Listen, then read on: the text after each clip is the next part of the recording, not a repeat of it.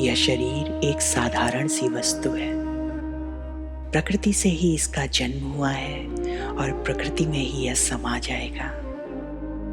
फिर भी कुछ अभिमानी व्यक्ति इसे अपना मानकर दूसरों को यातनाएं देते रहते हैं। जरा कोई उनसे पूछे तो कि यह शरीर किसका है? अन्न देकर पालने वाले का या गर्भाधान करने वाले पिता का? 9 महीने अपनी कोख में रखने वाली माँ का या फिर माँ को भी जन्म देने वाले उस नाना का?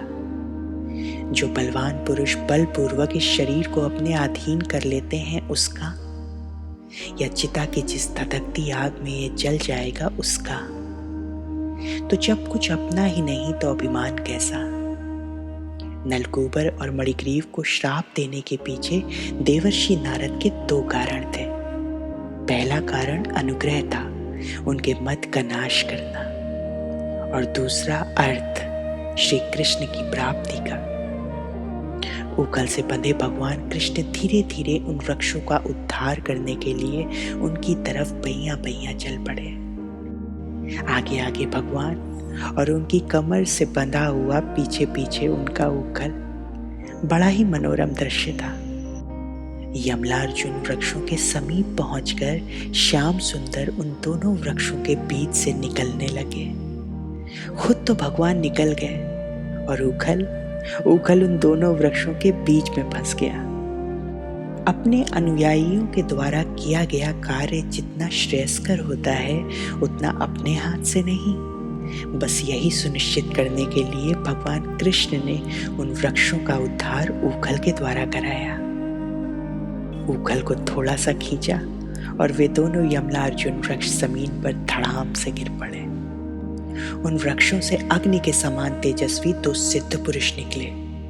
भगवान कृष्ण के चरणों में सिर रखकर उन दोनों ने प्रणाम किया और प्रभु का गुणगान करने लगे। भगवान कहते हैं कि जैसा मेरे परम प्रिय देवर्षि नारद ने कहा था, मैंने वैसा ही किया। उन्होंने कहा था कि 100 वर्ष के उपरांत तुम दोनों को वासुदेव का सानिध्य प्राप्त होगा।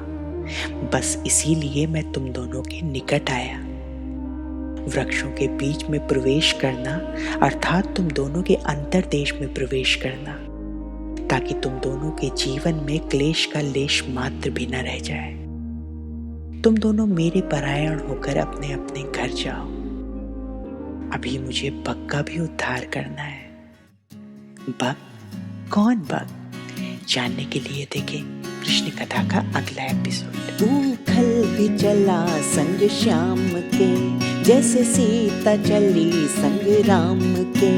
वृक्षों को धम से गिरा दिया, श्री कृष्ण का बोध करा दिया। गुण से बंधे गुणवान है, उखल भी चला संग श्याम के, जैसे सीता चली संग राम के। वृक्षों को धम से गिरा दिया, श्री कृष्ण का बोध करा दिया। गुण से बंधे गुणवान है, अब कृष्ण का आह्वान है। अब कृष्ण का आह्वान है, अब कृष्ण का आह्वान है। अब कृष्ण का